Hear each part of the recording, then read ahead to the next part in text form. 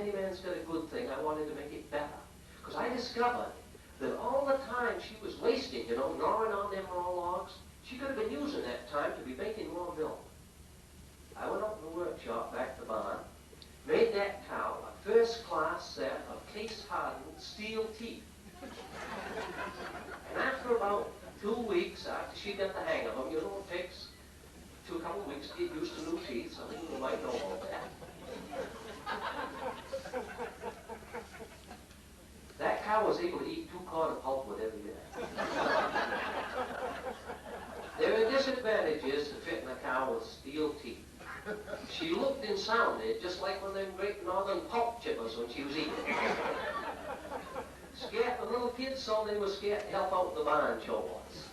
And I even took to wearing a pair of safety goggles for fear of getting a flying splinter in the eye. But that, sir, ain't the worst part of fitting a cow with steel teeth. A cow with steel teeth undergoes personality disorder. What they would call today an identity crisis. This cow didn't know who she was. And it wasn't unusual to see that she bit right through that barbed wire fence like it was a piece of ribbon candy and trotted off down the fields so she could get in the woods to try to gnaw down trees and dam up the brook.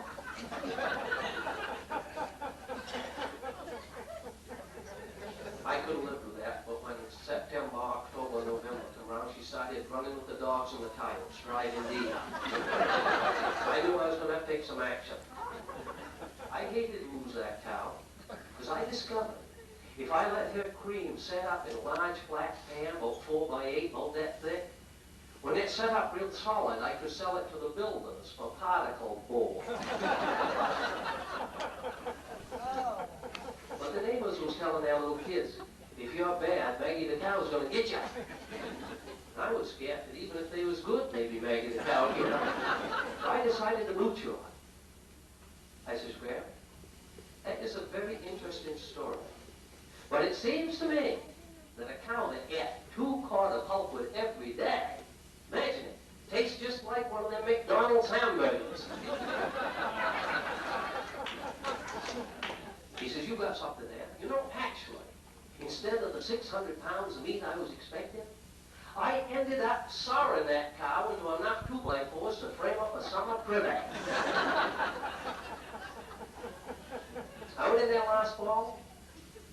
I says, Graham, I ain't sending no Christmas cards this year. I just can't afford it. Too much expense now with them Christmas cards. He says, saving on Christmas messages is really nothing new. You know that artist fellow lives over Cushion, Andy Wyatt? He's been saving on Christmas messages for years.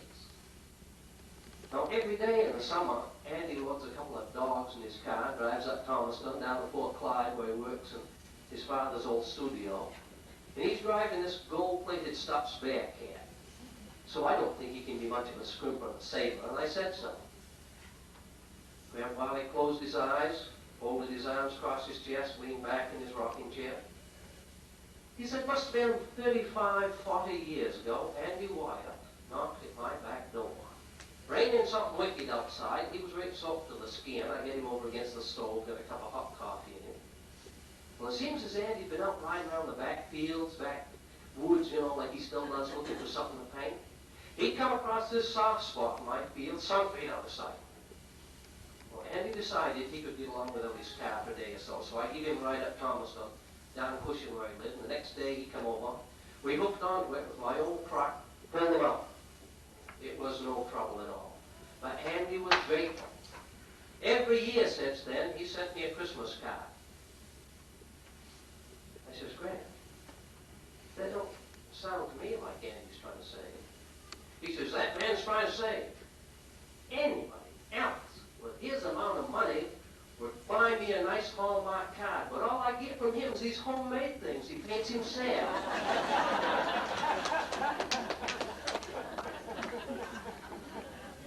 And then he won the moose lottery. How many of you people buy tickets for the moose lottery? Big thing here. What are they, $5 now? They sell 60,000 of them, don't they? People all over buy them moose lottery tickets. They take them up to Augusta and they put them in a big barrel and they crank them around. And later, reaches in there, pulls out one of the houses of his friends, and they get to harvest some moose, which is not like shooting a deer, as you know. You've seen deer run in, of course, they go light. And there's people up here from New Jersey and Fremont, California, places like that, and they're blasting away, and they're shooting houses and cars and people and trees and dogs and everything else. And if they ever do hit the poor deer, they get to drag the cussed thing about 3 miles to get it to the pickup truck. Didn't used to be too bad when I was a kid, but now they got the Uzis. It really does quite a number on leaves there. Shooting a moose is not like that. Up in Greenville, Maine, they get it down to a science. Up Millinocket, up that way. Them fellas spend a week or two finding the moose they want. They might go through 30, 40, 50 moose. When they find the one that really looks good to them, the first thing they do is knuckle that moose right for the antlers, just like that, and shake them right up and down. Make sure they're right on their solid. Because you don't want that moose on your living room wall while you're having a reunion or something, have them antlers fall off the wall. Next thing they do, they look in the eyes to make sure they're clear, not glazed or nothing. They take a popsicle stick, and they go over the hide, make sure they got no wood ticks or bugs or fleas or nothing in it. And then they go back to that hind quarters, which is the most important part, because that's where most of the meat is, and they check that out. And they get the moose that's just right for them, one they really want, take a little bit of grain, and they walk that moose right over to the pickup truck like that. And them fellas up in Greenville's got it down to such a science. They can get that moose to put his front feet right up on the tailgate of that truck, so when they shoot him, he falls right in. Grab Wiley had found the moose he wanted. He was leading it back to the pickup truck. He says, all of a sudden I looked up. Coming down across the field there was this black bear. Now I ain't scared of bears, but I knew it spooked that moose. I tried to go a little faster. That bear stepped up his pace. Last, I didn't have no choice. I took my rifle out, leaned it right in the rear end of that moose, had something nice and steady to sight on. First time in my life my gun jammed. I threw that gun down. I turned around. I run just as tight as I could. And I hadn't gone 100 yards before I come to this great rock outcropping in the woods, and there was no way I could get over it. And there was no way I could get out around it. I didn't have no choice. I dropped to my knees and I folded my hands and I said, Dear Lord, please make this bear a Christian. And I come out, bolt of lightning hit the bear just like that. And that bear rolled over 6 or 8 times, and there was smoking dust like you never see. And when that dust had settled just a little bit, I could see that bear, and he was on his knees, and his front paws were together, and he was saying, Dear Lord, I give thanks for this food I'm about to eat.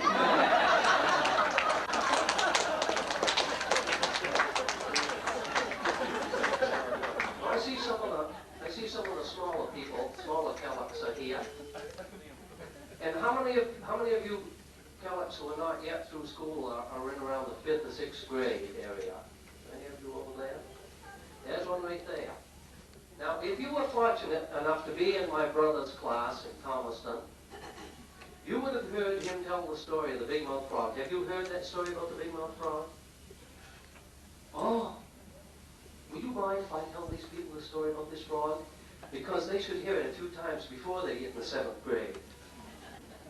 There's just a little bit here. Once upon a time, I want you to watch closely and follow this story. Once upon a time, because that's the way all these stories start, there was a big-mouthed frog who lived down in the swamp. One day, he decided he'd get out to see the world.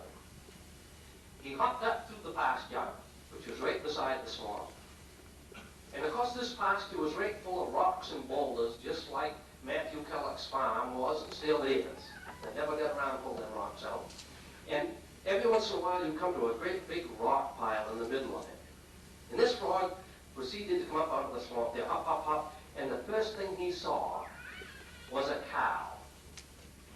And he went up to that cow and he said, Hiya there, I'm a big-mouthed frog. I'm out seeing the world today. Finding out about things. What do you feed your baby?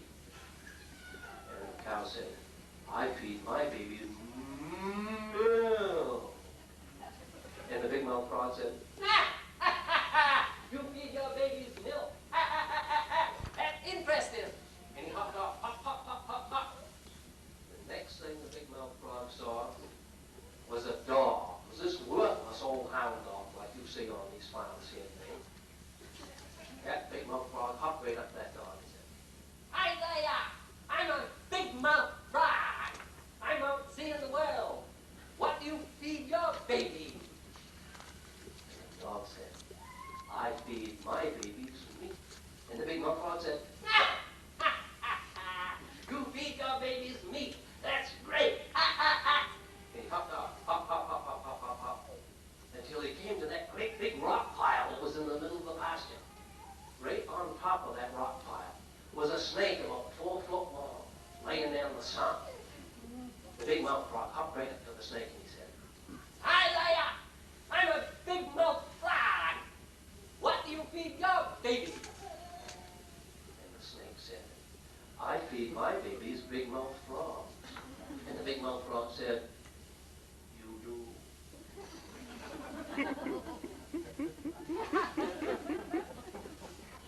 That's a story you won't understand until you get into the 7th grade. You take it right with you. I could tell one last story before we go. Do you have any particular request? You know, it's funny, I can sell it. This is what you call setting yourself up, see? Like this morning, I called a friend of mine, Richard Warren in Rockland, and I said, "Richard," I said, "I tried to get you yesterday because I made a video, you know, of me out doing my humor around the farm down Tense Harbor. I says, I wanted your opinion on how I could make it better." He said, "Get another humorist." So I was hoping you'd have something for me like that. At my picnic 2 weeks ago, about the most interesting thing I heard. How many of you have heard of my annual free lobster picnic? If you're on the Gilchrist mailing list, you've all been invited, I know. I hope to see you there the 2nd Sunday in August next year. I'll give you an invitation. You've been invited, Nancy. Have you been? You going to come next year? I hope to see you there. Was a fellow there taking videos of everything, a fellow by the name of Steve Waterman. And he said, "See the sheriff, the deputy sheriff out there, guiding the parking bags, helping people park?" He says, "You know that sheriff's deputy is a member of Mensa, which, as you know, is the high IQ organization." He says, and I know Steve belongs. He says, "You know, belonging to Mensa in Knox County is like owning a Ferrari on an 8." I'm going to leave you with that thought. Talk to you, Anita. Thank you very much. Really excited to get up to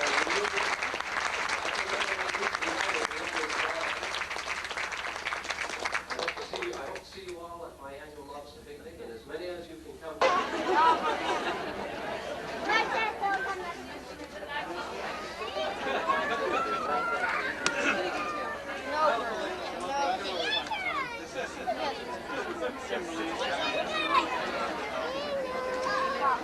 Hey, Mike.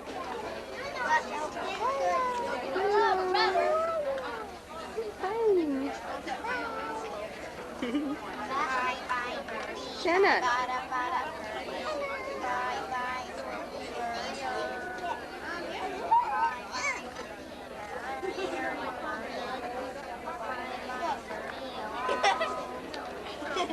Kimmy. Kim. Hi.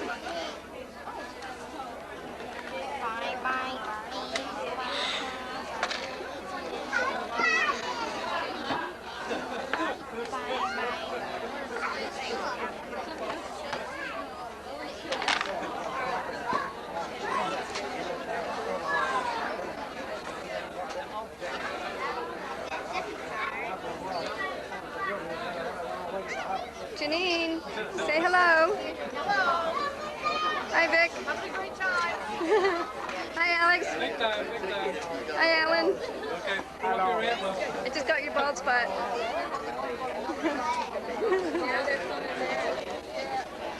Where'd you have to go to get this? Just down the street. Yeah, not far. Not bad.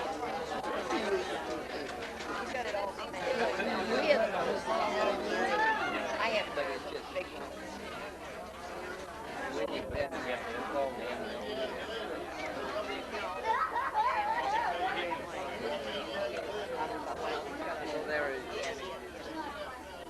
Maybe have a lot of complaining. Some people come Oh, that's because I'm using it. Rachel was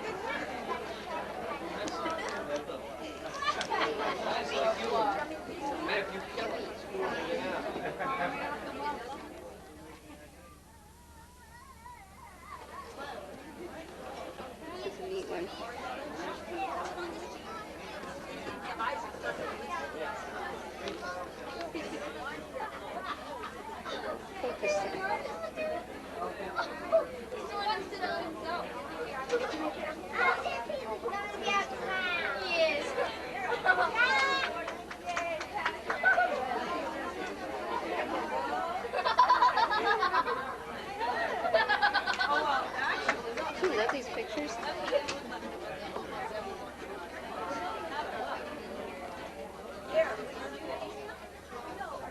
Just doesn't want to focus on it.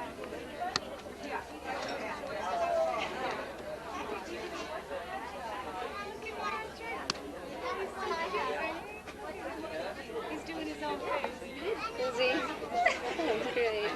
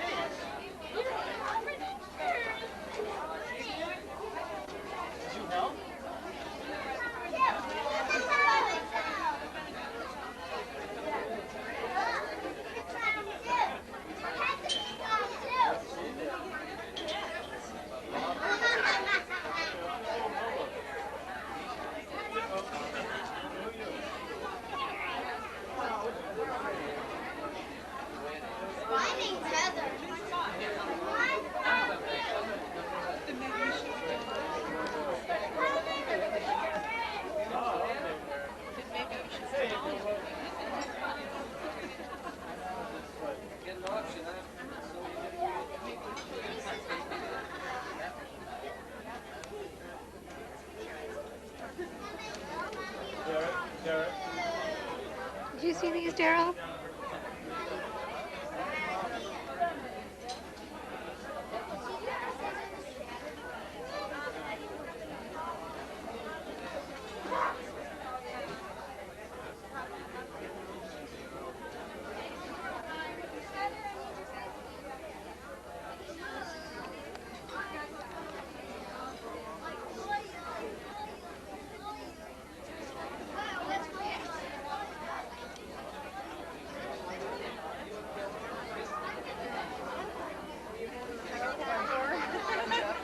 He's trailing me.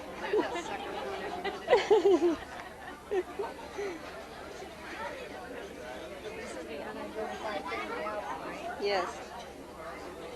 Do they date back? I don't know.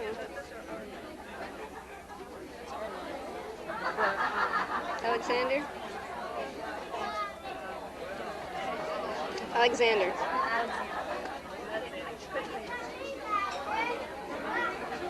These children.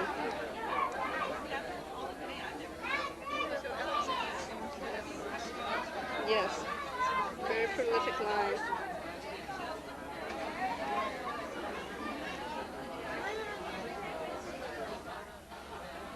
These at the beginning are really interesting.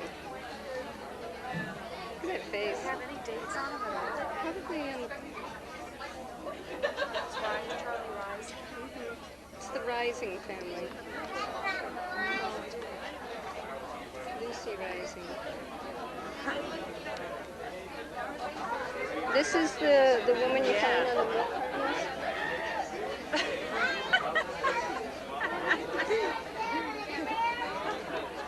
Okay, Daryl, let's go this way.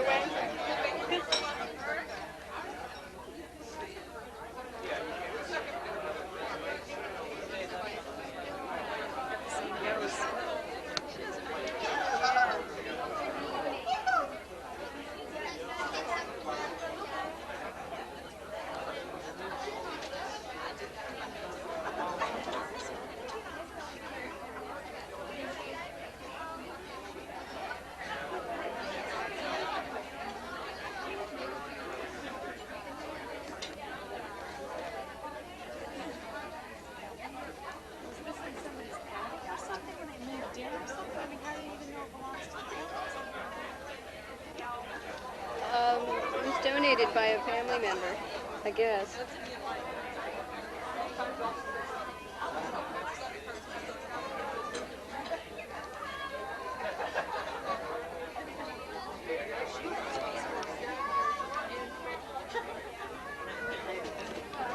Sorry, honey.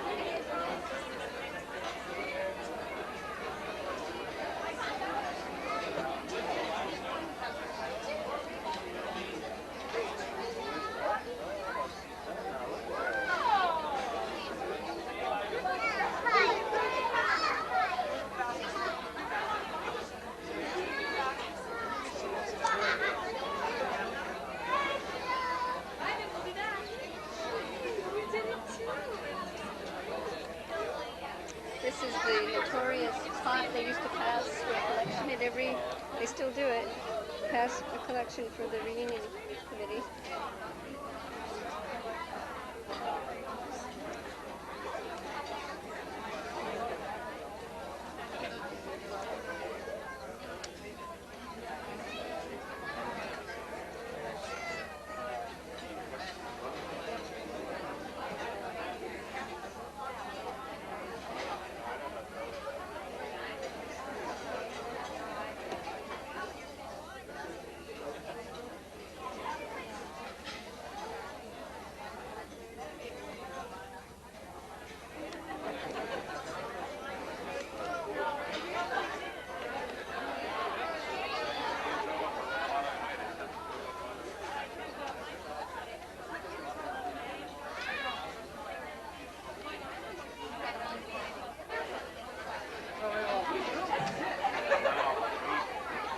Famous one.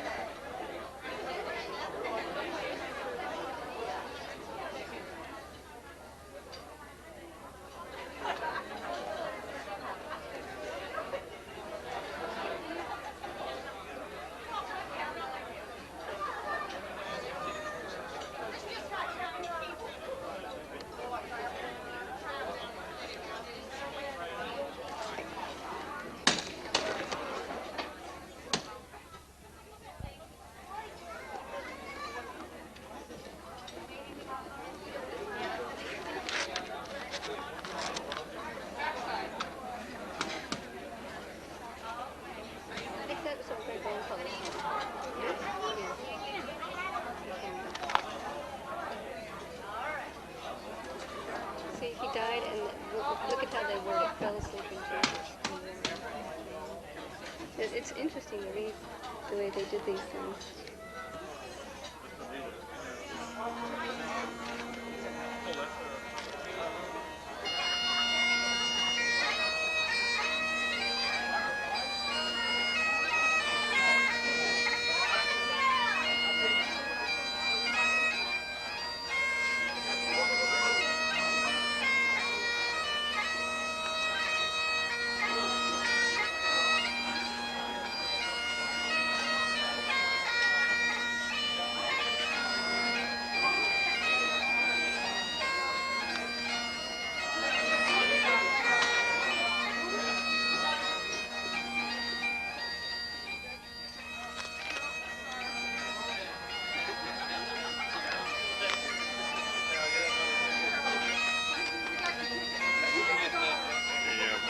Oh, you're doing it with that? Yeah, I'm videotaping it. I'm writing your book, too.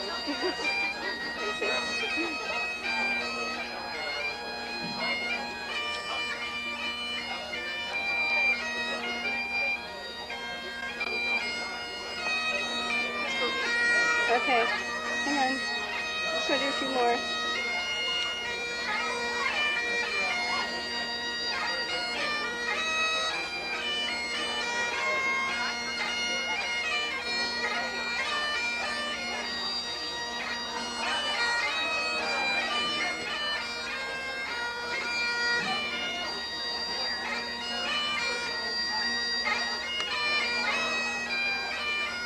Of the city, wanting the sea, wanting the sticky, salty sweetness of a strong wind and spattered spray, wanting the loud sound and the soft sound of the big surf that breaks all day.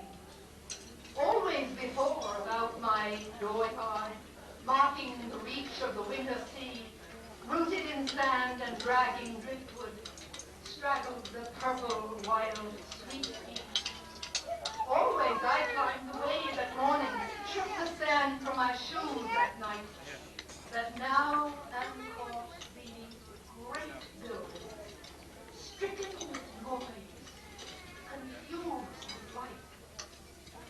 If I could hear the green piles groaning under the windy wooden piers, or see once again the bobbing barrels and the black sticks that fence the weirs, if I could see the weedy muscles crusting the wrecked and rotting hulls, hear once again the hungry crying overhead of the wheeling gull, feel once again the shanty straining under the turning of the tide, feel once again the rising freshet, dread the bell in the fog outside. Oh, I should be happy. That was happy. All day long on the coast of Maine, I have a need to hold and handle shells and anchors and ships again. I should be happy. That I'm happy. Never at all since I came here.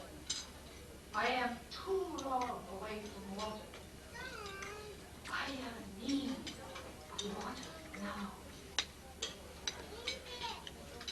Now you might wonder how we came to these houses. It was through my mother's side of the family, which we always spoke of as the Irish. She was Cora Gazelle, a descendant of Finley III. She came often to the reunions. Once she read, as it said in the old records, a poem of much merit. And she favored the group with a selection of vocal music. Once she sang with Miss Bartlett, it said, and about the time that Vincent was 7 and I was 5, she came and sang and recited her own poetry. Our parents were divorced about that time, which was a very unusual thing in those days. Mother, you know, was extremely talented. She wrote music and poetry, and she sang with the Castle Square Opera Company in Boston before she was married. Now, some people around here, I think, rather disapproved the way Mother brought us up. She gave us piano lessons, book subscriptions, opportunities to sing. She spent every extra penny she had on things that would improve our minds. Now, she was a practical nurse, and she was away from home a great deal, and Vincent had to be the little mother and take care of us. We never washed the dishes until she was coming home, of course. So I think we would be envious of some of us, I'm afraid.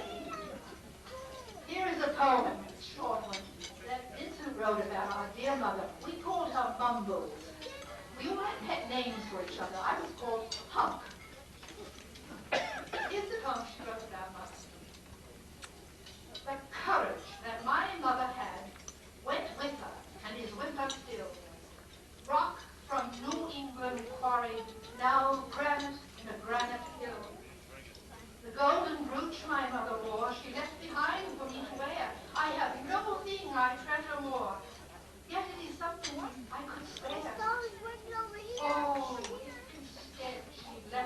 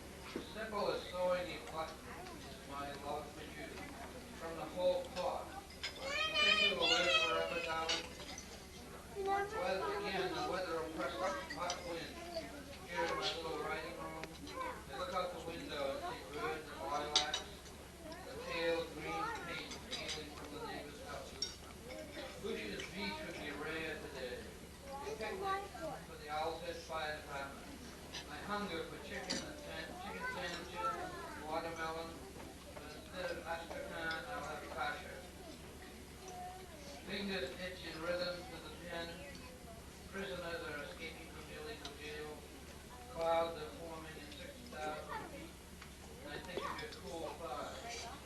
Today I've drunk gallons, tomorrow more of the same. I promised myself not to buy a book today, for fear of finding a picture with another. My girlfriend, the doctor, is back from Alaska. I'll see if she can suture the heart, which you have so carelessly flung aside, lest for the horses you tremble underfoot. The wolves have gone in the daylight, not a howl can be heard much of this time. They'll be back tonight in new moon snow, sharpening my image of you. A month ago, May Day, we still had snow on the ground.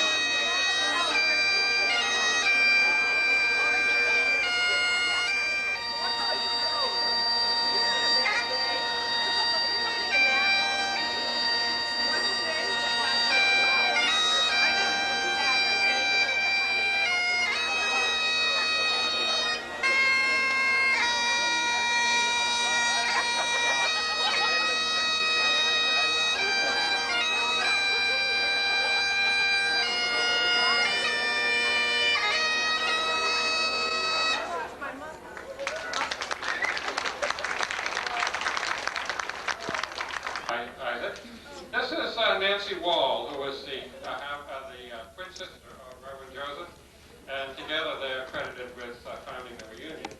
This is Reverend Joseph's, one of his churches on Cedar Street in Rockland, the way it used to look and not the way it looks now. This is his record book of marriages, many colors and so forth. This is his gold-headed cane. His son, Frank, the tinware man, my great-grandfather, and a crate. This is Frank's house in Rockland. My grandmother. This is sort of showing you a descent of the family, so to speak. That's my grandmother later on with my mother and aunt who are here today. And this is my grandson and my daughter and me and my parents. And at the St. Vincent Millay house in Rockland, her earliest childhood house. This is the site on the lot we went by. This house sits on the lot where Finley landed in Warren. This is the view down towards the St. George River with the Rockland Camden Hills in the background. Benjamin Kalloch Monument, spelled Kalloch here, but the original nearby is spelled Kalloch, A-R. So take your pick, doesn't matter. Well, same person. This is the Nathan Kalloch house, and the Edwin Kalloch house on the street. I could be wrong. That branch can correct me. This is Nathan's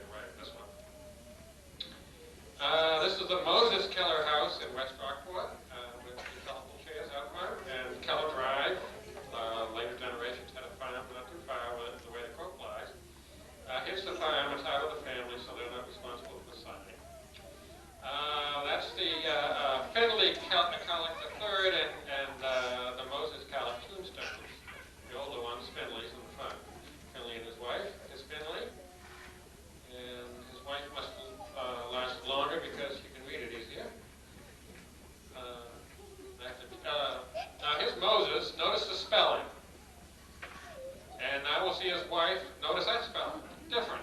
Side by side for eternity, so to speak. Different spelling. Kalloch and Kalloch. One of their descendants, John S. Kalloch. The oldest Baptist church in St. George. Reverend Joseph was there twice. Leo Robinson was there across the street and was memorialized on the front wall of the church. Here's the St. George Grange down the street, and also across the street from Leola's house. Here's the old St. George cemetery in spring with the purple flowers, and the Alexander Kalloch monument with lots of. Now, in a 30-foot range of this monument, you'll find our name spelled 5 different ways. There's my husband and wife again with different spellings. One's Kalloch and one's Kalloch. Then here's one. And there's another one. It's all here together. Fighting with each other. Kalloch. I think we just pronounced it a certain way, and look what happened. But about everything you can say about us is open to interpretation. Here's Adam B., a number of his descendants here today. I don't know which one this is, but I like the saying in the little flower on the back. Hance, of course, was all for the Constitution of the United States, which was supposed to be with him, I'm sure. And put this on his tombstone. Kind of a pretty Gothic design here, I thought was fun. David Kalloch did the famous toast, which I hope I remember the quote later on. And we're back to the Adam Boy Kalloch house. And go round and round and round. Now we're asking you to participate. We're going to have a sing-along. You all have a piece of sheet music? Or words, excuse me? Sheet words? Music words? Lyrics?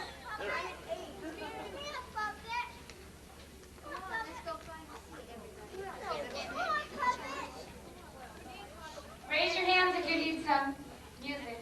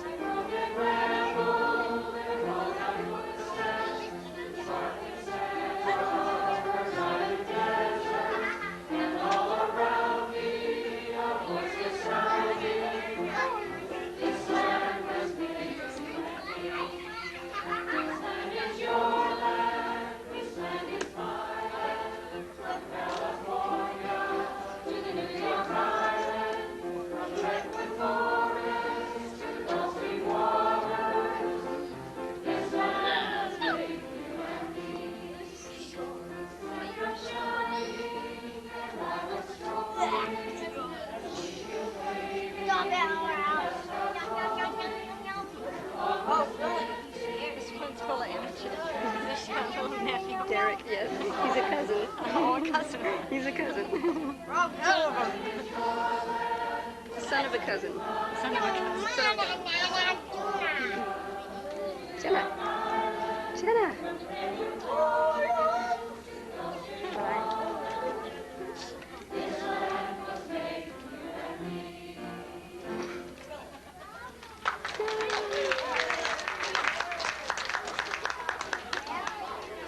Oh, this is a toughie. Alan has to help me. Jean? This is a fast one. We'll do it as good as we can. Should be a challenge. There's a garden, what a garden. Only happy faces bloom there. And there's never any room there for a worry or a gloom there. Oh, there's music and there's dancing and a lot of sweet romancing. When they play a polka, they all get in the swing. Every time they hear that oompa-pa, everybody feels so tra-la-la. They want to throw their cares away. They all will love the happy day. And they see the rumble on the floor. It's a big surprise they're waiting for. And all the couples soaring are on the road to peace. You'll never know, dear, how much I love you. Please don't take my sunshine away. The other night, dear, as I lay sleeping, I dreamed I held you in my arms. But then I woke, dear, I was mistaken, and I hung my head. You are my sunshine, my only sunshine. You make me happy when skies are gray. You'll never know, dear, how much I love you. Please don't take my sunshine away. I'll always love you and make you happy. And we will always say the same. But if you leave me, you'll go another. You'll regret it all someday. You are my sunshine, my only sunshine. You make me happy when skies are gray. You'll never know, dear, how much I love you. Please don't take my sunshine away. Told you once, dear, you really love me, and no one else would come between. But now you have seen another. You have shattered all my dreams. You are my sunshine, my only sunshine. You make me happy when skies are gray. You'll never know, dear, how much I love you. Please don't take my sunshine away.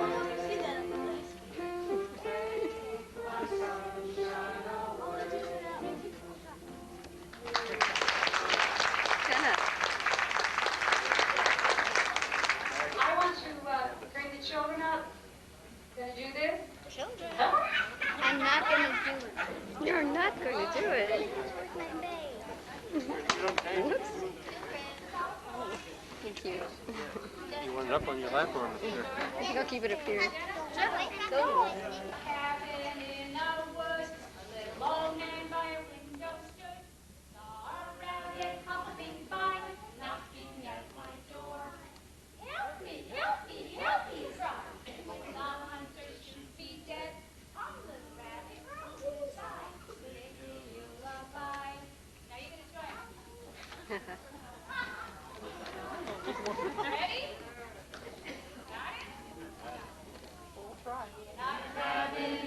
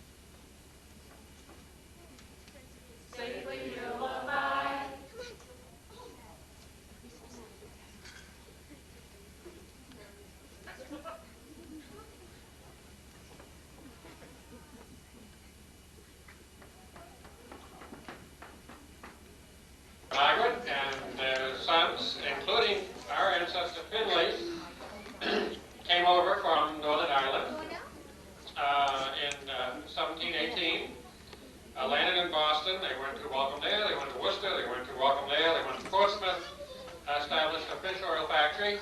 When the factory burned, Robert and the rest of his family went south, and Finley came north, and we're all descended from Finley, the Finley branch, the main branch of the, what are we? Kalloch, whatever we are. Anyway, we have some real live people from the other branch, the non-main branch, says, of the family with us, sitting in this row. John Killough and his wife, and Zora Cunningham from Oklahoma and Colorado.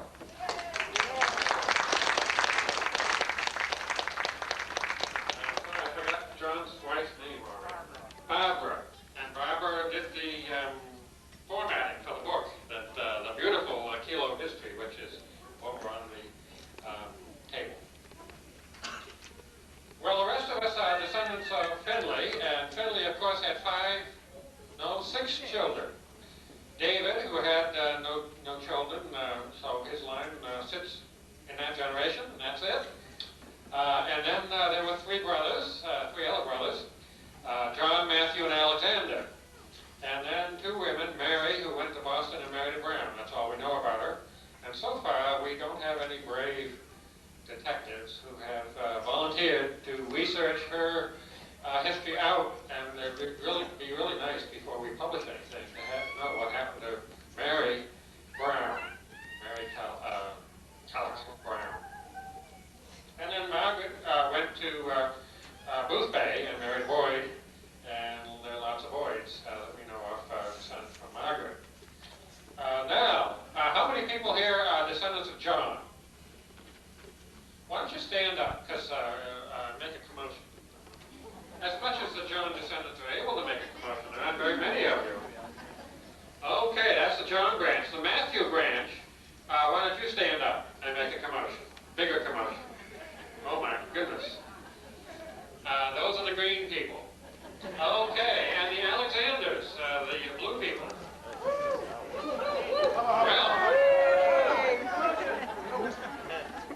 Well, okay, you can be seated. That's the rowdy branch of the family. Now, we have a message for the John branch. You've got to get busy. You want to keep balance in this family. Goodness only knows. We've had trouble over the years doing it.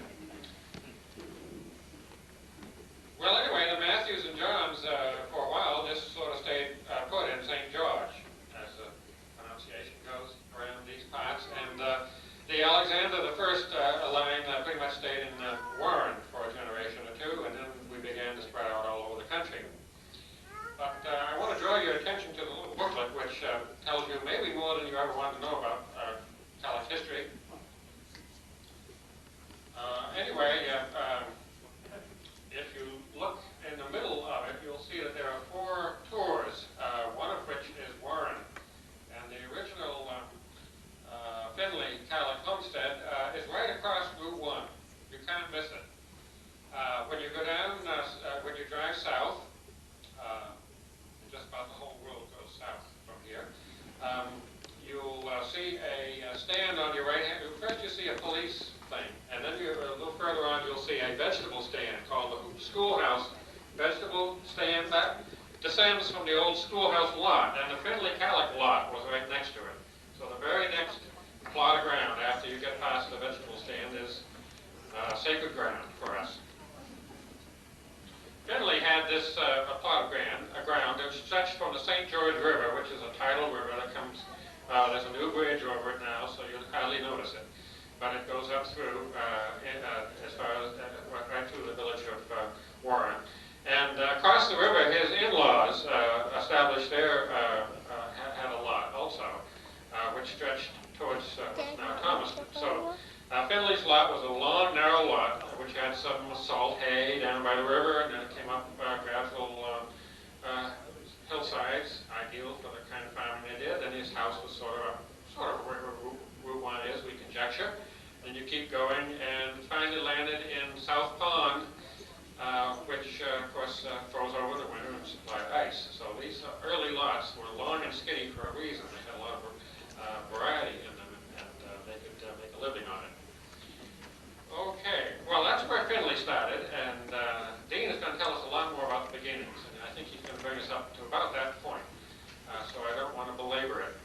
I have, now in turn, by the way, there's an interesting phenomenon in our family. Even though our immigrant ancestor's name is Robert, there are no Roberts in the Kalloch family for 5 or 6 generations. Now, why would that be? The nearest we can conjecture is that there must have been a family squabble connected with coming to Maine rather than going with the rest of the family to Pennsylvania, where the Scots-Irish felt a lot more comfortable in those days. So they came, Finley came north with his in-laws, followed his wife's direction. That very rarely happens in the Kalloch family, as we well know. But he came north with his in-laws, and no one in our branch of the family named anybody Robert for about 5 or 6 generations. I've forgotten which. So that's primary evidence that we're a pretty clannish family. All the branches dreaming out from those 3 brothers, and there's not a Robert among them for 5 or 6 generations. So they all kept in touch with each other. One of the early reunions, and I put this in the booklet in I think first page, second page, somewhere in there. One of the early reunions decided that it would be a good idea to get more and more Kallochs to come to these things, and so basically I guess they decided that anybody could be a vice president of the Kalloch Association if they brought a lot of people with them. So they said, well, why don't we have regional, now this is a great word, regional vice presidents. So they set up regional vice presidents, and lo and behold, there's one from the region of St. George, one from the region of South Thomaston, one from the region of Thomaston, one from the region of Warren, and another from the region of North Warren, one from West Camden, or West, what is it now, West Rockport, and one from Rockland. So, and then they said, there's another branch of the family that might want to come to a reunion. So there was one from Ashland, which is the Aroostook County branch. Now, of course, the reunion got started because all the sons and daughters of Alexander III, who we've been trying to keep as the highest picture on the wall over there, got together with Elizabeth, I think her name was, who came home for a visit from Indiana, and they all wanted to get together with her, and they got together a number of times, and finally somebody said, we ought to get all the Kallochs together for these occasions. And so they said, why don't we get together every year? And so the youngest siblings in that family, twins, Nancy and Reverend Joseph, are credited with being the founders of our reunion. In fact, we put him on the cover, Reverend Joseph, because there's an almost religious awe that this man seems to have commanded through the years. He was a minister, and he's the next one down from Alexander III over there, he and his wife. Now he's wearing very plain clothes. The Kallochs were not fancy people, and Norma had to go away to acting school to learn that accent that Nancy Sack very beautifully, I thought, in her rendition earlier this day. Anyway, Reverend Joseph married Axa Ingraham, and Axa Ingraham was a well-known psychic. And if you look at her, look at the size of those hands that she has, and her eyes, and her face, her whole demeanor. She was a rather powerful person, and they were quite a team. She got letters from around the world from psychics. She was invited by one of them to be on stage with him. But she was married to a Baptist minister. She said, well, I guess I better not follow through on these things. Well, I've put one branch of the family in the middle there, just as out of illustration. You see Reverend Joseph and Axa, and then over on the right there you have Amariah I, who was another Baptist minister, who was the first minister in, he was ordained in West Rockport Baptist Church, was the first minister in Rockland, and finally went out west, in late middle age, with the 49ers, and died of smallpox in one of the 49er camps in California.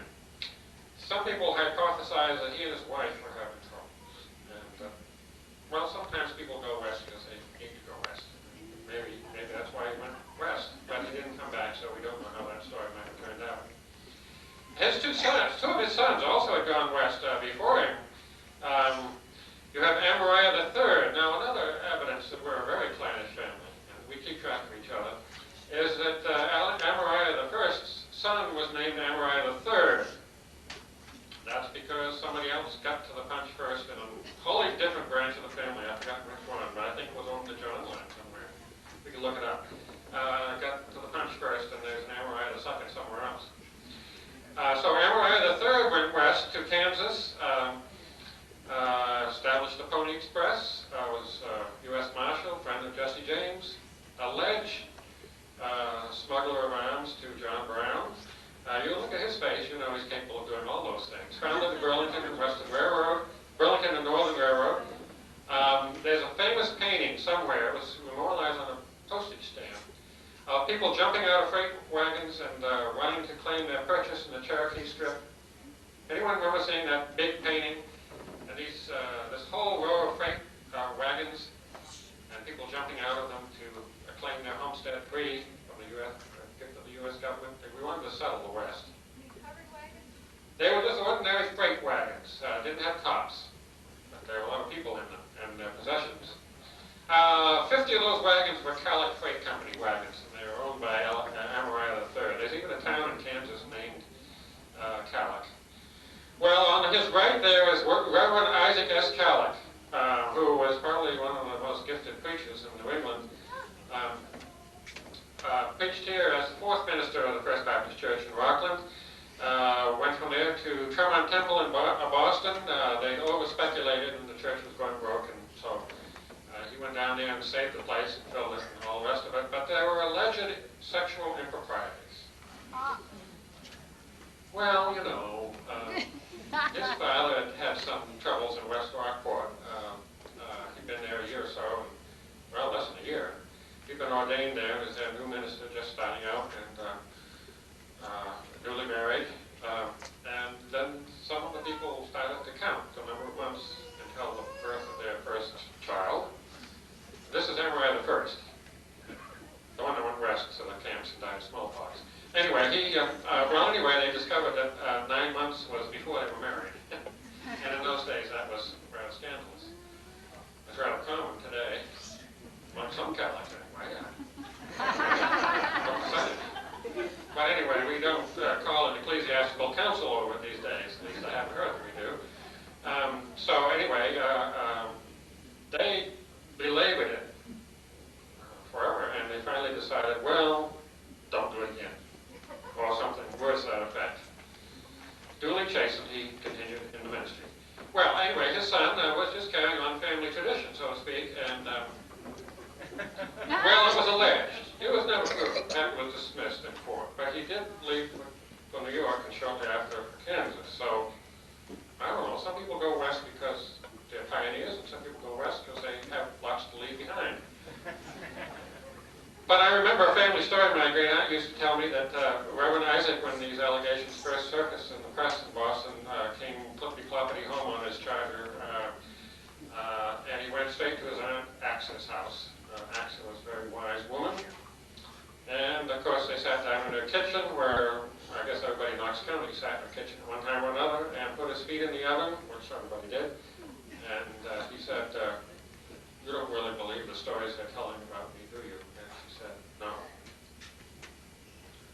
Based on that, my great aunt wrote something in the alumni magazine of Colby College, where I think Amariah I was one of the first trustees and all that sort of thing. Telling our family side of the story as opposed to what you see in the Golden Voice biography. I've rambled on a lot and I haven't even gotten to the most important things. A few comments on family characteristics here, and then we'll swiftly move on to Dean. As I put in the brochure, we're not one of the first families of America. We didn't come over here in the 17th century, came over in the 18th century, and well, the Kallochs don't always follow instructions at reunions, but on one reunion they took a poll of all the occupations represented, and half of them were farmers, and the rest of them were truckmen, customs inspectors. There weren't any fancy people among them. Reverend Joseph has very ordinary clothes on, and we've pretty much been pretty solid, mainstream, good people, I think. Well, I think we're good people. And we're interesting people around the edges, I think.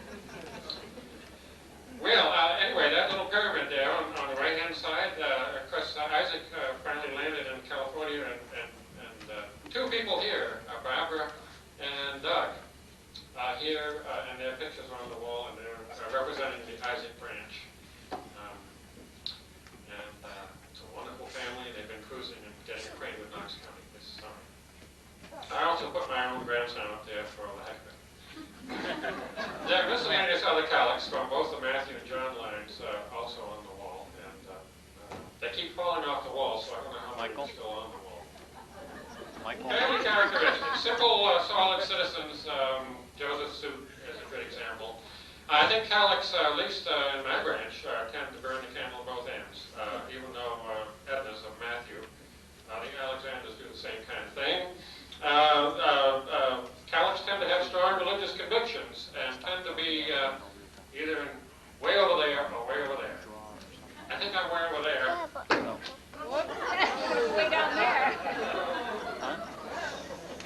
Is that a sign?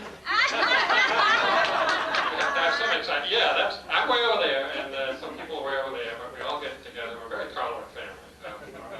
Michael? But we're strong-minded, and we like to talk about it. Especially like to talk about it. Joseph and Emma, well, I can't go into that anymore. We had a lot of poets. I quote the earliest known poet in the Kalloch family was David Killough. His tombstone is pictured over there with the flag and the Revolutionary War pensioner. And when he came home, his quote is in here. It's rhymed. Well, inspiring poetry. So we have David Killough, we have Vincent Millay, and we have Kendall Merriam. And a wonderful tradition, and lots of others, Norma, and all kinds of people. I can't believe that Kendall and I used to build teepees together when I was 4 years old on the shore. Distant cousins from two different branches of the family with those memories. Okay, we have long memories, and I already gave you the example of Robert, the memory of Robert. We have a mixture of piety and mischief. One of my favorite examples of that is Alexander I, who had the first rum selling license in Warren. And guess who he's selling the rum to? Indians, primarily, as well as everybody else he could get his hand on. But then he married and settled a little bit more, and he founded the Baptist Church. Goes one way, it goes the other way. That's all right. We have people at the WCTU, prominent places in Maine and everything else, and we have people, I'm sure, at the other end of the spectrum. We sing Polish drinking songs and things like that at reunions.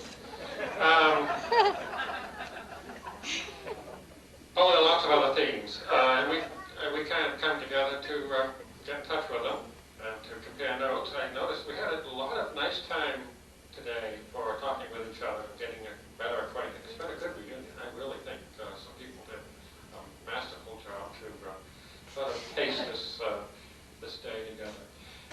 For many of us, a reunion is a time of pilgrimage where we get back to Knox County, Maine, and to these regions that we have around here, and settle into our roots, and not only to sites, houses, and cemeteries, but into the landscape itself. At least I certainly do. And what Kendall said about his grandmother touched me a great deal earlier. But there's a lot more to this family than you can write down, even in a genealogy, although we aspire to do it someday. But there's a lot in this family we just want to be in touch with, and we can't do that unless we get together periodically, and it's really nice to be here this afternoon. And a lot of hard-working people here, and we need vice presidents, and so if you're as inspired as I am, I hope some of you will sign up to be a vice president of this association. Thank you. Yes. If you guarantee to bring 12 people, I'm sure Anita's or Dee are going to appoint you immediately to be a vice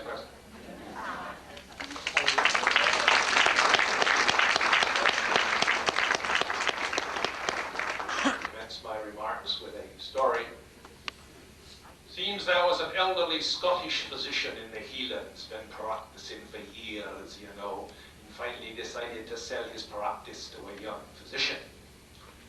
He said, first of all, you get the patient into your office and you say, you're a very sick man. Take this bottle of pills and come back to see me in a week's time. That'll be $5 for the visit, and $5 for the bottle of pills. When he comes back in a week, you say, you're making fine progress. Take this bottle of tonic and come back to see me in a week's time. That'll be $5 for the visit and $5 for the bottle of tonic. When he comes back in a week, you say, you were a very sick man when you came in here, but now you are cured. But just to be on the safe side, I want you to bring me in a specimen. And that's how you get the bottles back.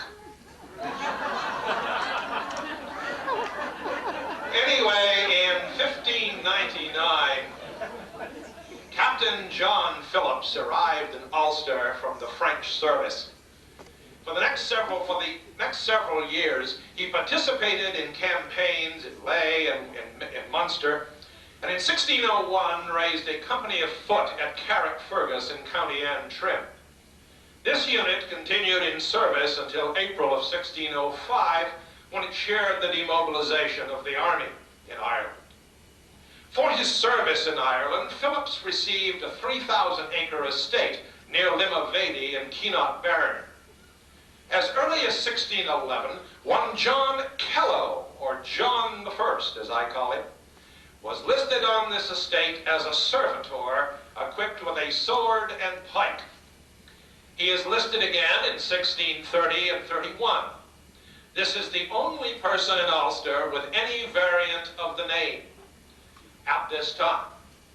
Servitor meant a person receiving land in exchange for military service. John was on the only major privately owned estate in Ulster. Since he wasn't on the Londoners' holdings, nor those of the Scottish undertakers, he must have been under Phillips' command circa 1600. It was Phillips, not the government, which rewarded him. He might even have accompanied Phillips from the French wars. Where might John I have originated? Carrickfergus is barely across from Argyll and the Hebrides.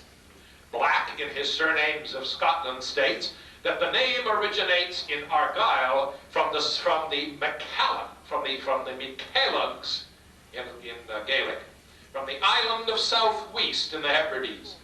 Southwest was under the sway of the MacDonalds of Clanranald. Hundreds of unemployed Clandonald men swarmed into Ulster circa 1600 as gallows glasses or hired swords, read merks, for the Irish nobles. Scotland was simply a land of poverty and insecurity. So we have John I at Limavady in 1631. John II appears in the 1659 census at Drogheda in County Louth. Born in 1630, John II was not one of Cromwell's troops, as the Protector did not send his regiments to Ireland until a bit later. Instead, numerous foot companies and 3 regiments of heavy horse were raised locally and conducted the campaign until Cromwell's arrival. Our John may thus have been in the army as early as 1647. Drogheda is the key here. From this siege comes the term Drogheda Quarter. When the survivors came out to surrender after the siege, all were slaughtered. Why would John II join the army? In the 1640s, a counter-revolution set in Ulster. Hundreds of homes were destroyed, and many were the victims of revenge and murder, often at the hands of the wood-kerns who lurked in the forest, bursting in upon and slaughtering the inhabitants at will. John I may have ended this way. If so, this would surely explain the horror of Drogheda by vengeance-seeking, locally raised troops.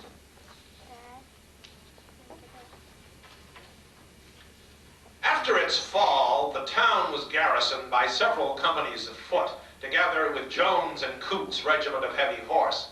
Units garrisoned the land that they conquered. The troops grew crops to feed themselves and keep busy.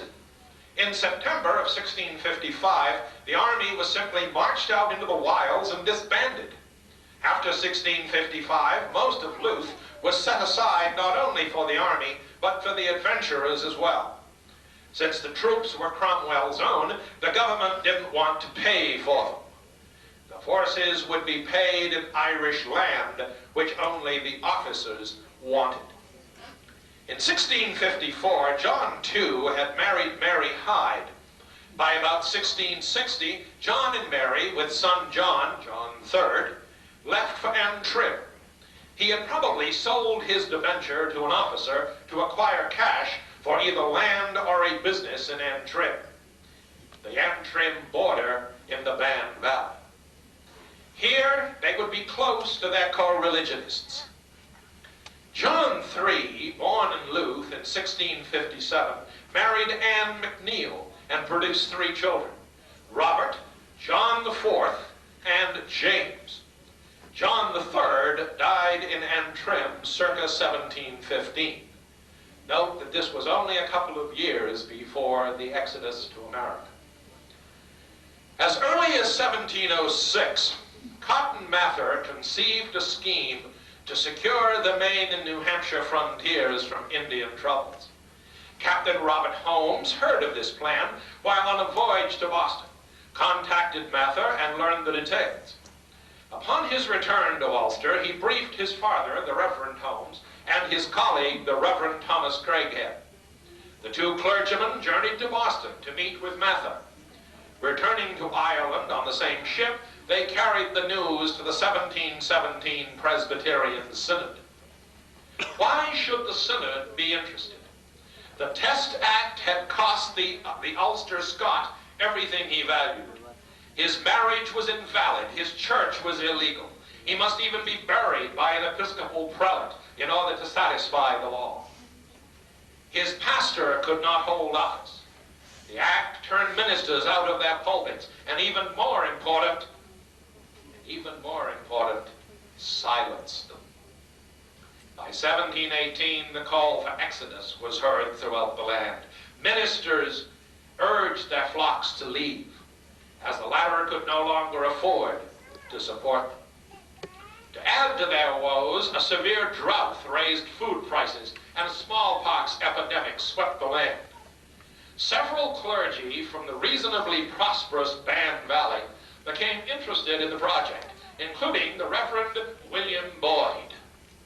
Where have we heard that name before?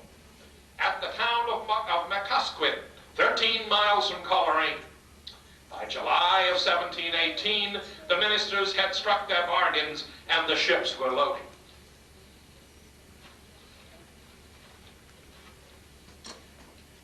The Massachusetts leaders wanted to attract a good class of tradesmen who would leave good occupations and come prepared. Most of the band colonists were of this sort. Many of substance had embarked on assurance that they would get free land for securing the Indian frontiers. Most had paid passage in sterling with the idea of settling unimproved New England land. Instead, whatever land they should receive, and this was uncertain, must be purchased at 12 pence and more with time payments. Robert and his wife and children, with at least one of his brothers, arrived in Boston in August of 1718 aboard the William, Captain Archibald Hunter, from Coleraine. Since land had not been determined for them, and since the city fathers would not accept dissenting Presbyterians, they were forced to move on. The early records speak of Worcester on the then frontier of Massachusetts, and far enough away so as not to offend the sensibilities of Boston Calvinists.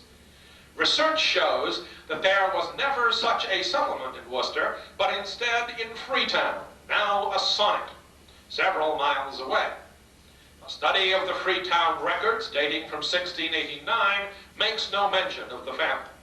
Since one of the children was born here, this seems to prove that they were here by 1721, and that Margaret, Robert's wife, was alive at this point. The next step finds the family at Portsmouth, New Hampshire, where they became involved in the oil and sturgeon trade. It should be recalled that the Banwater had been the center of the sturgeon business in Ireland. Meanwhile, the John Young family had arrived in Merrymeeting Bay, now Bowdenham. Here they probably practiced the sturgeon fishery till burned out by Father Rozel's Indians in 1722. Having fled to Boston aboard Thomas Sanders' vessel, the Youngs were warned out by the town fathers to keep them from becoming public charges. Mary Young and Findlay were not as yet married. Spanish ships loaded prime fish at Portsmouth for the return run to Europe. John Young and his family may have supported Kalloch's fishing business, as Merrymeeting was the prime producer of these fish. The two families may also have known one another in Europe. Suddenly disaster struck. Robert's business burned. Where to go next? Two alternatives presented themselves. The lack of land in Massachusetts, together with the attitude of people and government,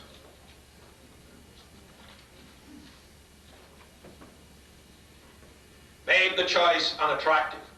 Since the provincial legislature controlled all land grants, if you were Presbyterian, you were out of luck. Between 1720 and 30, the Lincolnshire proprietors and their central figure Samuel Waldo were employing agents who offered 120 acres, a paid minister, a school, a sawmill, and seaborne communication if settlers would come to the Georges. However, there weren't enough settlers at this time. By now, Findlay and Mary were together, and John seemed to prefer this site. Robert, however, had gotten wind of the soon-to-be-open Central Valley of Pennsylvania. The only drawback here was the fact that the treaty with the Indians was yet to be signed. Both families traveled to Philadelphia, where they awaited developments. Apparently, both families would go to the best chance, whichever that might open up. Young was known to have been there to draw lots for the Warren land. Findlay and Mary were still in Philadelphia when Matthew was born in 1734. The Warren lots were drawn at Pemaquid in April of 1735. Kalloch had lot number 23, Young lot 11 across the river. The settlers arrived in July. The Indian treaty now settled, the Kalloch contingent established themselves near a series of springs in what is now Cumberland County, Pennsylvania. Big Springs, now the town of Newville, was the center of this community. The first houses were erected along the banks of the Canandaigua River, a 2.5-mile section of the riverbank centered on the spring. Since nearly all were Presbyterians, a congregation was organized in 1738. A log church was built in 1737 to 38 near the spring in anticipation of a minister. The earliest burials clustered around the old oak tree in the south center portion of the yard near the log church. In one of these graves lies Robert the immigrant. There is apparently no stone. Few of the first generation had one. The Reverend Thomas Craighead, the same who had organized the band migration, became the minister. There were problems here as well. An 18th century 100-acre quit rent to the Penn heirs was assessed. Indians' troubles filled the 1750s and 60s. David died in 1767, by now in Lancaster County. Allen, John, and the rest pushed on into the Appalachians and history. Findlay, by the 1740s, was at war. The French had constructed a great fortress at Louisburg in Cape Breton Island, Nova Scotia. Finished in 1733 at a cost of $6 million and probably the most powerful fortification on earth. It would be captured by 3 regiments of New England farmers, including Findlay. Waldo raised his regiment in 1744. Findlay went with it. After the miraculous victory, Findlay and the rest were retained in mutinous, involuntary servitude till 1748, when they returned to Warren.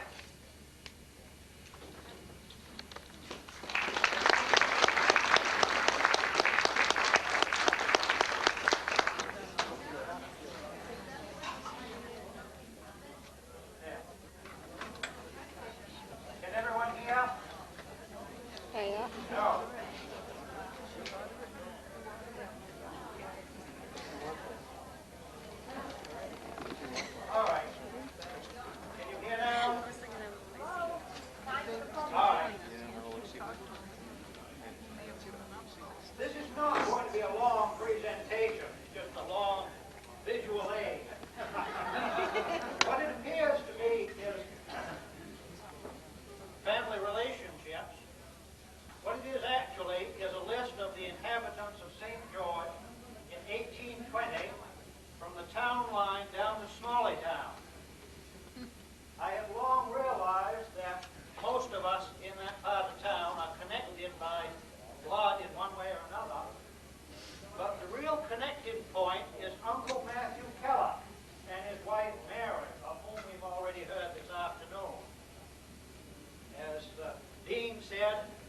Matthew Kalloch was born in Philadelphia, and I think he said 1734.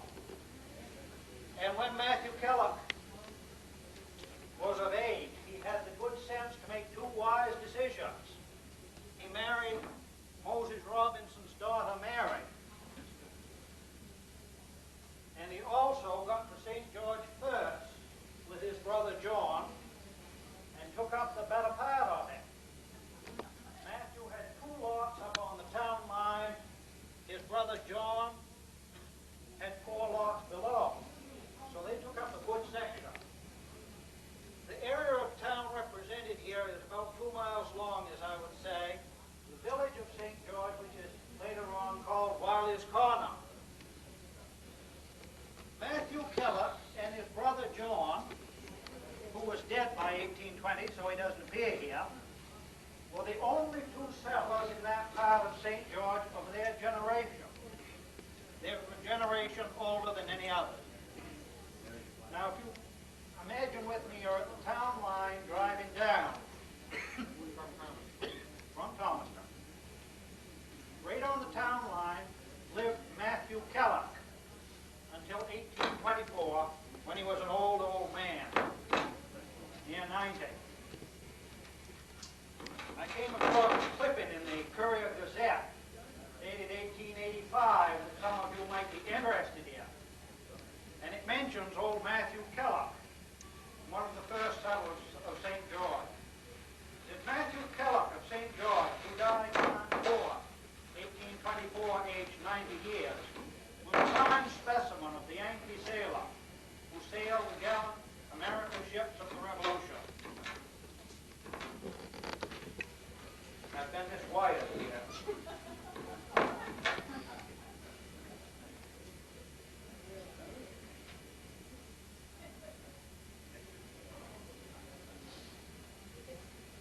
Mr. Kalloch shipped with Commodore Tucker in his sloop of war, the understanding being that he was to return home with the first prize taken.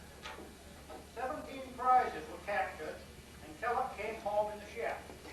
He explained it by saying that it took so many men to man the prizes that someone was needed to stay and work ship, so he chose to stay. The captain and surgeon couldn't run the vessel, said the old sailor. An aged citizen living in this county remembers when a young man calling upon the old gentleman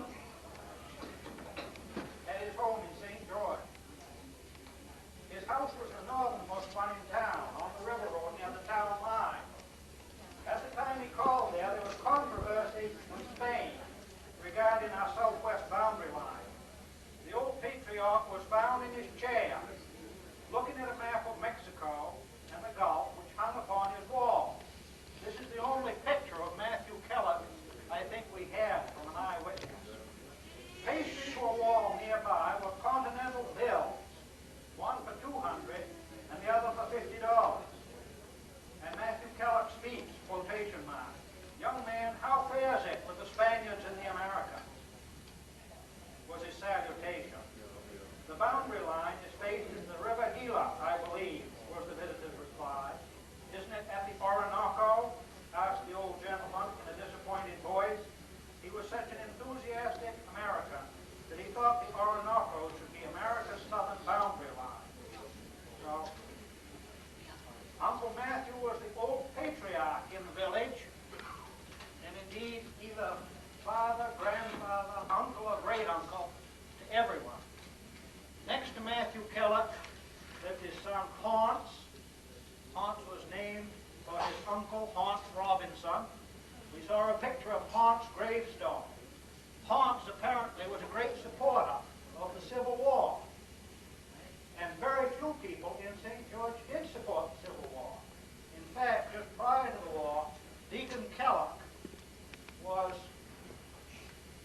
dismissed from the church for being a public railer. I would suggest that, as Peter said, he enjoyed making his views known, even though they weren't popular. There is a William Kalloch that I can't quite fit in next. David Kalloch had a son, William, who might have been that age, but I'm not exactly sure where he was, but I put him there on the same generation as Hans. In the next house lived William Kalloch II, who was son of Moses, who was the son of Matthew. So you see, William is the third generation down, living near his grandfather. He probably was named for the uncle that died in the Army of the Revolution. The next place down was Adam Boyd's place. Adam Boyd had married Matthew's daughter, so he was son-in-law.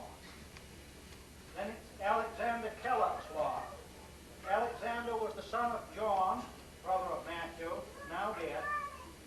Alexander lived where one of his descendants still lives, John Kinney and his family live in this place, not the original house, but a very old one, on the Alexander Kalloch lot. Alexander II in the book. Did it? Alexander II. And let's see, you're going down into Danny Daniels territory. You know where the metal sculptures are in St. George? Danny Daniels, the metal sculptures, is near the Alexander Kalloch place. And I don't believe he realizes it. Yeah. But he married, they do. Yep.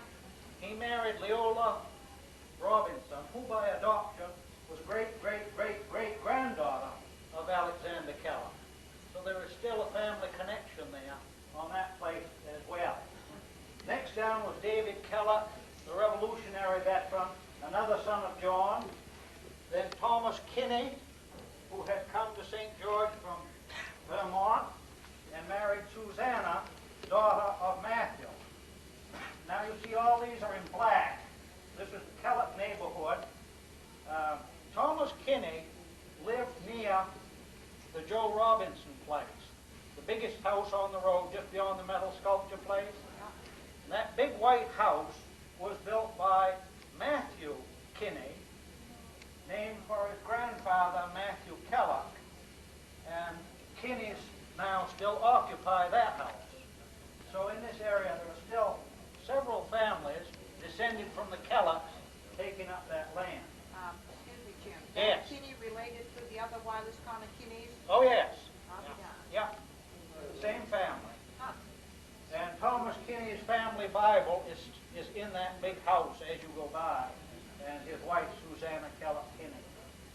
Now the red are descended from the Robinson side of this family, and they are nephews and nieces to Mary, Matthew's wife. Is this clear? Yeah. What I'm saying? All right. Alexander Gilchrist was a grandson of Mary's brother Joseph Robinson. So he was grandnephew to Matthew and Mary. Then this little Robinson cluster here, right here, are children of Joseph Robinson. Joseph was Glover's great-great-great-great-grandfather, I believe. He's a direct descendant. These are Joseph's sons. Andrew's house is still standing. Of all these places, I think this is the first one we've come to that remains. Andrew was grandson of Mary's brother, Moses Robinson. Joseph Robinson was one of the first settlers and took up the lot. He was an own nephew to Mary and Matthew. So you see, coming down through, everyone is either son, grandson, nephew, or niece. Joseph Robinson Jr., son of Joseph, his house is still standing across from Andrew Robinson's place. This is where Ruth Hazelton lives. Right across is what we call Emmeline's, where Joseph Jr. lived.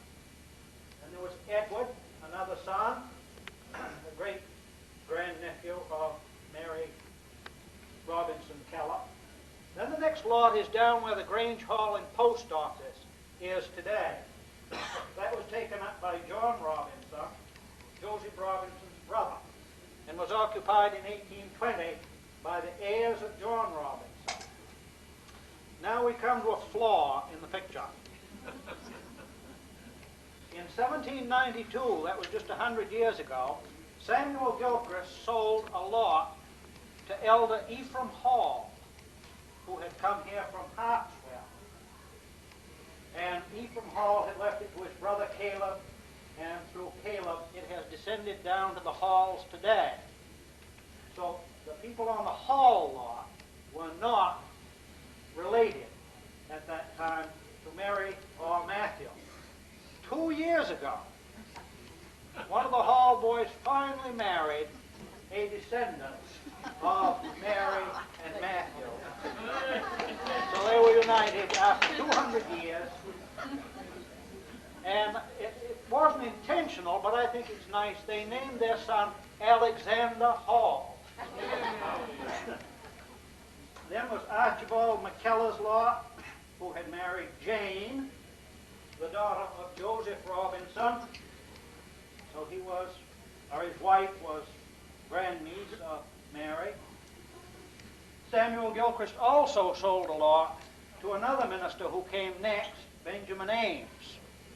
Benjamin Ames' family no longer lives in the village, but my brother occupies his house, so Benjamin Ames' place is the place where my brother lives. He was also not connected. And the heirs of John Robinson, who was a grandson of Moses, brother of Mary.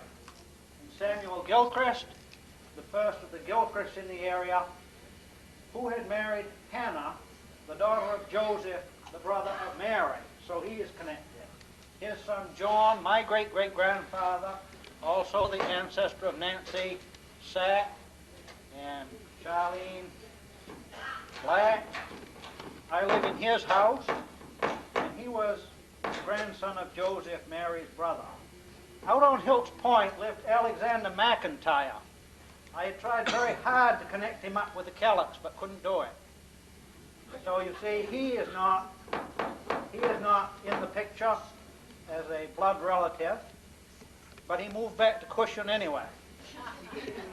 That house where he lives is probably the oldest in that part of town. It's the great big house out on Hilt's Point that was recently owned by the Snows. Then the house below mine was occupied by John Watts, whose father, Samuel Watts, had married Mary, the daughter of Moses, Mary's brother. So he was also grandnephew to Mary, the wife of Matthew.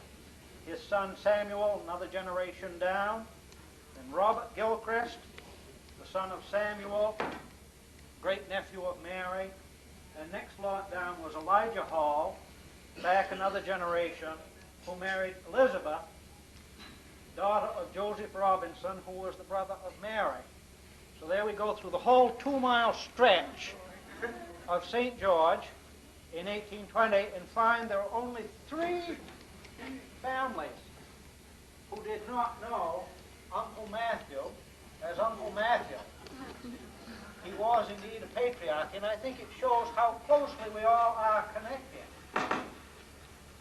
Peter said the Kallochs were clannish, and I've heard people who have moved into this area say, well, the people here are clannish.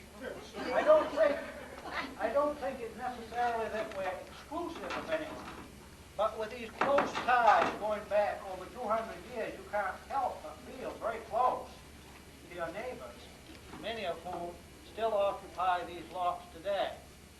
So, I think that concludes my presentation, and I think it does shed a little more light on the village of Wiley's Corner of St. George. When they say we're clannish, now you know why. We all go back to Uncle Matthew and Aunt Mary. Thank you for permitting me to speak. That's my father, Moses Kalloch, or Kalloch, whatever it is. And Granite Chisler would do about as well as he could, I suppose. Any other theories? One theory that I had for a while was that maybe they were fighting with each other and didn't want to admit they were in the same family, but it's so scrambled. We would have the all-time record for marital disputes if that were the case. So I don't think that theory holds any water. But just pronunciation, I think, would be the most plausible reason. I heard that they changed it to Keller because they thought they could get better jobs, right? Well, maybe there's something to that.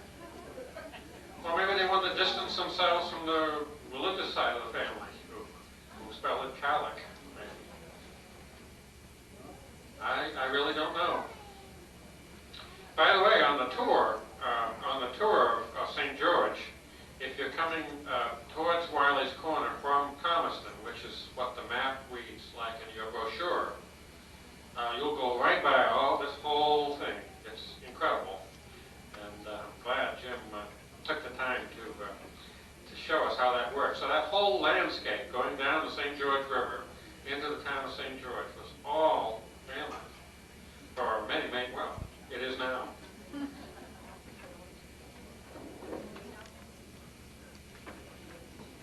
Any other questions while we have a little lull here? Yes, Julia.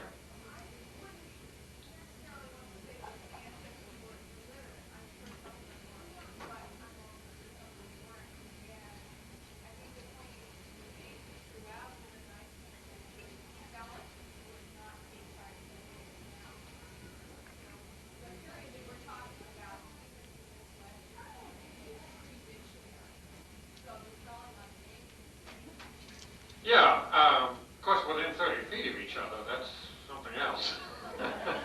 But, you know, I think you're right. Spelling didn't matter. Politicians might be easy to survive in this period.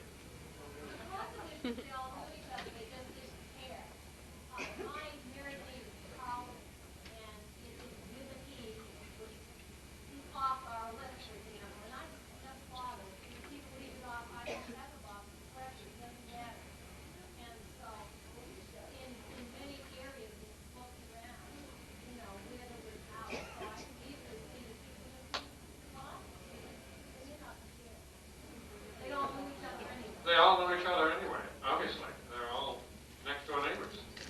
Or they're in the next door neighbors in the same regions.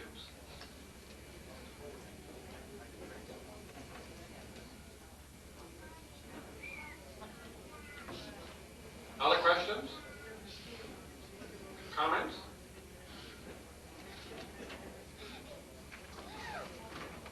If you're ever in Texas or want to make a trip out that way, the second weekend of June every year we meet. And people do come from all over the United States who are descendants of Robert's brother John. You know, Robert and John were the two brothers that came over from Ireland. And John's part of